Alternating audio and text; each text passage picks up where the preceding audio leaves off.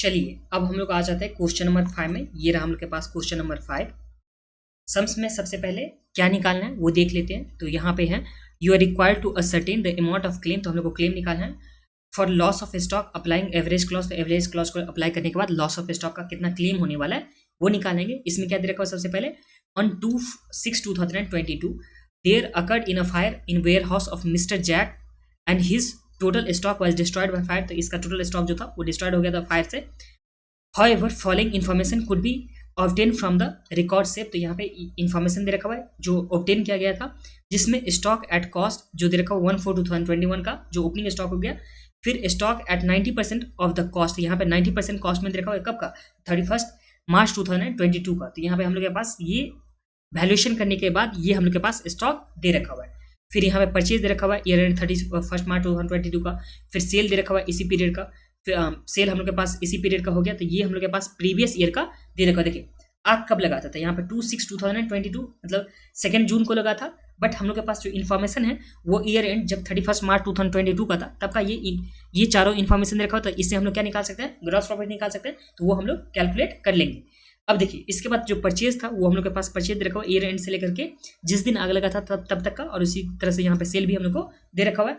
फिर यहाँ पे बोला sale up to 2/6/2022 includes 3 lakh invoice price, जो जिसका इनवॉइस प्राइस मतलब sale price being the goods not dispatch to the customer. तो जो कस्टमर को डिस्पैच नहीं किया गया था, तो देखिए सेल हो चुका है बट डिस्पैच नहीं किया, तो वो तो गोडाउन में ही तो होगा ना। तो वो हम लोग क्या करेंगे, सेल में इसे इंक्लूड करेंगे। ठीक है। फिर यहाँ पे बोला कि परचेज अप टू 2/6/2022। तो यहाँ पे 2/6/2022 का परचेज का included in the machinery acquired of 60,000। तो यहाँ पे परचेज जो था 60,000 का वो मशीनरी में यहाँ पे इंक्लूड मशीनरी अक्वायर्ड। तो यहाँ पे मशीनरी में इंक्लूड था, तो ये भी हम लोग को यहाँ पे एडजस्टमेंट करना है इसका भी। फिर उसके बाद however it does not include the goods it does not include good worth of 1,20,000 receive from the supplier. और उसके बाद यहाँ पे 1,20,000 जो सप्लायर से रिसीव हो चुका था ये भी इंक्लूड नहीं दे रखा हुआ यहाँ पे। As invoice was not receive up to the date of fire. तो देखिए गोडाउन में कितने का गुड्स हैं वो से हम लोग को इंपॉर्टेंट है, ना कि कितने का सेल हो चुका है या परचेज हो चुका है बुक्स के हिसाब से। तो हम लोग को हमेशा याद रखना है कि गोडाउन में उस दिन में कितना गुड्स एक्चुअल में एग्जिस्ट करता है, उसके लिए जो भी एडजस्टमेंट करना होगा वो हम लोग यहाँ पे करेंगे, ना कि बुक्स के हिसाब से। ठीक है। आगे देखिए these goods have remain in the godown at the time of fire. तो यहाँ पे ये गुड्स था गोडाउन में, तो इसलिए हम लोग को यहाँ पे क्या करना होगा, परचेज में ऐड करना होगा। फिर यहाँ पे the insurance policy is for 4,80,000 and it is subject to average clause. तो ये जो एवरेज क्लॉज के हिसाब से यहाँ पे दे रखा हुआ है 4,80,000 का इंश्योरेंस पॉलिसी ले रखा हुआ है। तो चलिए हम लोग सबसे पहला जो काम करेंगे इसमें वो हम लोग ट्रेडिंग अकाउंट बनाएंगे प्रीवियस ईयर का, उससे हम लोग ग्रॉस प्रॉफिट का रेशियो निकालेंगे। तो चलिए हम लोग वो निकाले थे इजीली। उसके बाद जो भी यहाँ पे एडजस्टमेंट दे रखा होता है उसके हिसाब से हम लोग काम कर लेंगे। तो ये रहा हम लोग के पास क्वेश्चन नंबर 5 का। तो यहाँ पे चलिए लिखता हूँ क्वेश्चन नंबर 5 में ट्रेडिंग अकाउंट सबसे पहले। तो इसके लिए सबसे पहले ओपनिंग स्टॉक जो कितने का दे रखा हुआ है 5,40,000 का। फिर यहाँ पे हम लोग के पास स्टॉक दे रखा हुआ है जो 90% पर हम लोग के पास दे रखा हुआ है, तो इसे हम लोग 100% पे ले जाएंगे। यहाँ पे बाय सेल्स पहले हो जाएगा, उसके बाद यहाँ पे बाय क्लोजिंग स्टॉक जो डिवैल्यूएशन के बाद दे रखा हुआ था, इसे हम लोग 100% पे ले जाएंगे। तो 648 100% हम लोग को निकालना है और 90% का वैल्यू दे रखा हुआ है। तो 648,000 का 100 डिवाइड बाय 90, तो हम लोग के पास कितना आ गया 7,20,000 ये आ गया। अब इसके बाद हम लोग के पास परचेज दे रखा है 25,80,000। यहाँ पे चलिए लिखता हूँ टू परचेज जो है 25,80,000। उसके बाद यहाँ पे सेल दे रखा है सेम पीरियड का, तो यहाँ पे बाय 36,000 हो जाएगा, सेल 36 लाख। इसे हम लोग क्लोज कर देंगे। तो हम लोग के पास क्या आ जाएगा 2 ग्रॉस प्रॉफिट, यहाँ पर बैलेंसिंग फिगर करके फिर हम लोग यहाँ पे जीपी रेशियो निकालेंगे। और जब भी हम लोग निकालते हैं लॉस ऑफ स्टॉक के टाइम में जीपी रेशियो, तो नॉर्मली जो हम लोग के पास होता था जीपी बाय हम लोग क्या करते थे सेल इंटू 100 करके, तो वही हम लोग यहाँ पे कर देंगे।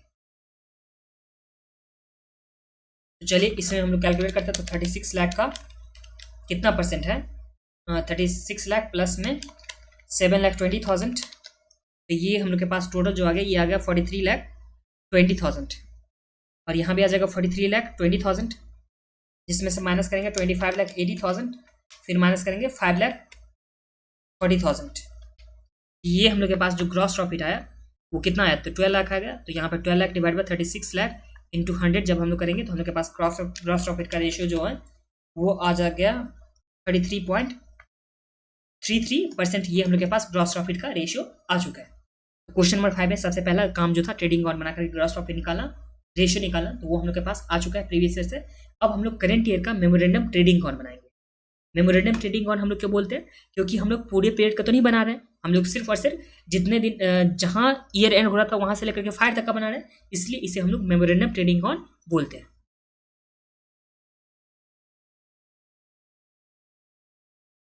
चलिए यहाँ पे मेमोरेंडम ट्रेडिंग ऑन बनाएंगे।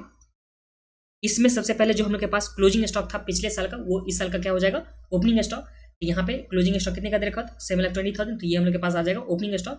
चलिए लिखते हैं यहाँ पे 2 ओपनिंग स्टॉक 7,20,000 का, तो यहाँ पे दे रखा होता तो 7,20,000 का हम लोग के पास ओपनिंग स्टॉक आ गया। अब आगे देखते हैं, तो यहाँ आगे हम लोग के पास परचेज है 9 लाख का, तो यहाँ पे चलिए लिखते हैं 9 लाख का परचेज, टू परचेज 9 लाख। फिर हम लोग के पास सेल दे रखा हुआ है 19,20,000, यहाँ पे लिखेंगे बाय सेल्स 19,20,000 का, ठीक है।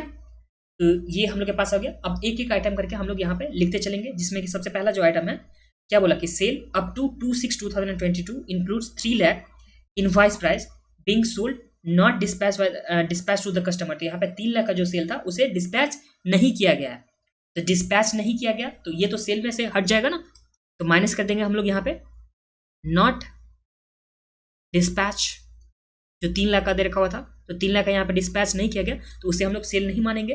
क्यों नहीं मानेंगे, क्योंकि एक्चुअल में हम लोग को यहाँ पे मेमोरेंडम ट्रेडिंग ऑन जब बनाते हैं तो उसमें क्लोजिंग जो स्टॉक निकालना होता है वो एक्चुअल में जिस दिन फायर था उस दिन में कितने का स्टॉक यहाँ पे गोडाउन में वो निकालना है, ना कि बुक्स के हिसाब से। तो इसलिए जो डिस्पैच नहीं किया गया तो वो तो गोडाउन में ही होगा, तो इसे हम लोग सेल नहीं दिखाएंगे, ठीक है। तो ये हम लोग का पहला हो गया काम।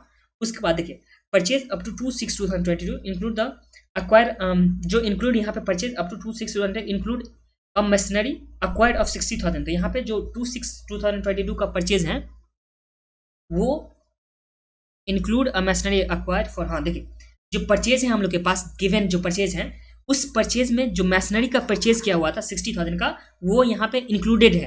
तो ये जो 60,000 का इंक्लूडेड है तो ये वाली 60,000 को हम लोग क्या करेंगे, माइनस कर देंगे। तो यहाँ पे माइनस मैशनरी परचेज, क्योंकि मैशनरी परचेज वाला तो मैशनरी अकाउंट में जाना चाहिए ना कि परचेज अकाउंट में, तो इससे हम लोग माइनस करेंगे जो कितने का हो जाएगा 60,000 का।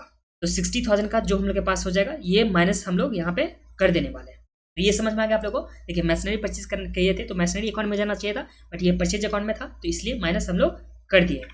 अब आगे देखिए ये हो गया। उसके बाद क्या बोला, however it does not include, यहाँ पे इंक्लूड नहीं किया गया जो 1,20,000 रिसीव हो चुका था सप्लायर से और जिसका इनवॉइस नहीं मिला था, तो इसे भी हम लोग को इंक्लूड करना है। तो यहाँ पे प्लस कर देंगे इनवॉइस नॉट रिसीव जो कितने का है 1,20,000 का, तो इसे माइनस करके 1,20,000 हम लोग क्या कर देंगे, ऐड कर देंगे। तो चलिए देखते हैं कितना होता है। तो 9 लाख प्लस में से माइनस करेंगे 60,000 प्लस करेंगे 1,20,000, तो ये हम लोग के पास आ गया 9,60,000 का, ये हम लोग के पास आ चुका है, ठीक है। फिर यहाँ पे हम लोग के पास क्लोज ये आ जाएगा क्लोजिंग स्टॉक जो आ जाएगा बैलेंस की फिगर करके, और यहाँ पे आ जाएगा टू ग्रॉस प्रॉफिट जो कितना आ जाएगा, तो 19,20,000 का ग्रॉस प्रॉफिट का रेशियो कितना हम लोग निकाले थे, तो ये निकाले थे हम लोग 33.33%। 33.33% हम लोग के पास ग्रॉस प्रॉफिट का रेशियो आ गया। इसे हम लोग ऐड कर देंगे तो हम लोग के पास क्या आ जाएगा, क्लोजिंग स्टॉक आ जाएगा। तो चलिए देखते हैं कितना आता है। पहले माइनस करके सेल का निकाल देते तो 19,20,000 में से माइनस करेंगे 3 लाख, तो हम लोग के पास आ गया 16,20,000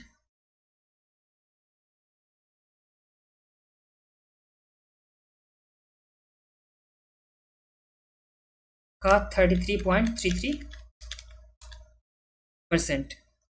तो ये हम लोग के पास आ गया 5,40,000 ग्रॉस प्रॉफिट आ गया 5,40,000। तो 5,40,000 प्लस 9,60,000 प्लस 7,20,000 तो ये आ गया टोटल में 22,20,000 में से माइनस करेंगे हम लोग 16,20,000, तो ये आ गया 6 लाख जो क्लोजिंग स्टॉक हम लोग को यहाँ पे आ चुका है। तो 6 लाख हम लोग के पास क्लोजिंग स्टॉक आ गया। अब 6 लाख क्लोजिंग स्टॉक, तो अब हम लोग टोटल लॉस निकालते हैं। तो यहाँ पे टोटल लॉस क्लोजिंग स्टॉक यहाँ पे गिवन है, गिवन नहीं, हम लोग निकाल चुके हैं यहाँ पे 6 लाख का। तो ये 6 लाख आ गया, इसमें से हम लोग सैवेज वाले का माइनस कर देंगे। तो सैवेज वाला कितना दे रखा हुआ है,